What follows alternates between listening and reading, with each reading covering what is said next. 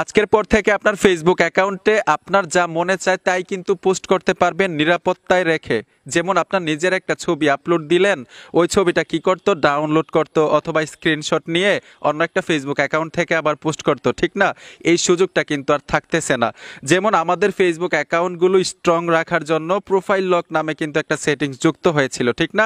Profile লকের চাইতে আরও স্ট্রং একটা সেটিংস যুক্ত হয়েছে ফেসবুকে। এই সেটিংসটা যদি আপনার ফেসবুকে অন করেন, আপনার ফেসবুকের পোস্টগুলো ডাউনলোড তো দূরের কথা, অন্য একটা স্মার্টফোন দিয়ে স্ক্রিনশট পর্যন্ত নিতে পারবে না।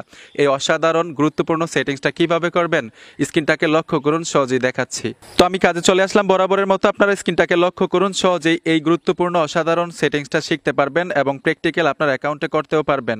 তো প্রোফাইল লক ছাড়া এগুলা কিভাবে সম্ভব? আপনার ফেসবুক অ্যাকাউন্টটা দেখবেন আপনি প্রোফাইল লক করে রেখেছেন, আপনার ছবি আপনি পোস্ট করতেছেন, অন্য একটা ডিভাইস থেকে মানে অন্য একটা ফোন থেকে স্ক্রিনশট নিতে পারে, ডাউনলোড করতে পারে। এই সুযোগটা আর থাকবে না যদি এই নতুন ফিচার, নতুন সেটিংস আপনি করেন।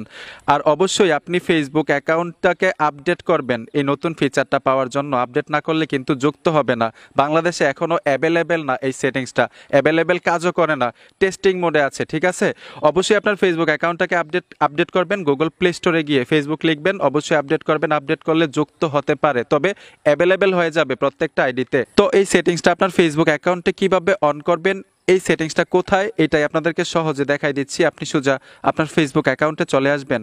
আপডেট দেওয়ার পরে যদি যুক্ত না হয় অবশ্যই আপডেট দিবেন। আপনি প্রোফাইলে ট্যাপ দিবেন। প্রোফাইলে ট্যাপ দেওয়ার সাথে সাথে নতুন একটা পেজে আমাদেরকে নিয়ে আসবে।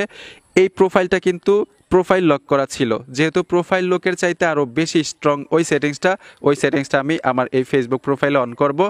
এখানে প্রোফাইলে ট্যাপ দিবেন, শুধু প্রোফাইলে টাচ করবেন। প্রোফাইলে টাচ করে দেওয়ার সাথে সাথে কিন্তু এই যে দেখুন দুর্দান্ত আনকমন এই সেটিংসটা চলে আসছে, turn on the profile picture guard, ঠিক আছে? তো turn on the profile picture guard এই অপশনটাতে ট্যাপ দিবেন।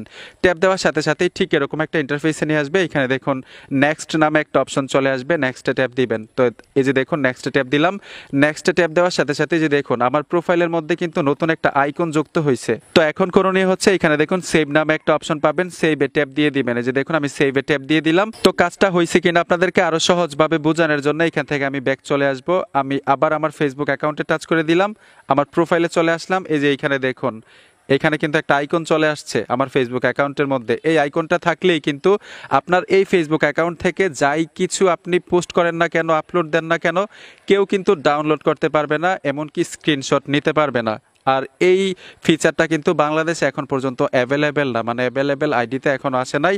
আপনি পাওয়ার জন্য অবশ্যই আপনার ফেসবুক অ্যাকাউন্টটাকে আপডেট দিবেন। আপডেট দিলে অবশ্যই যুক্ত হবে। তো বন্ধুরা, এই ছিল আজকের ভিডিও। আশা করি ভালো কিছু শিখতে পেরেছেন। ভিডিওটা দেখে যদি একটু উপকার হয়ে থাকে তো অবশ্যই সাথে থাকবেন।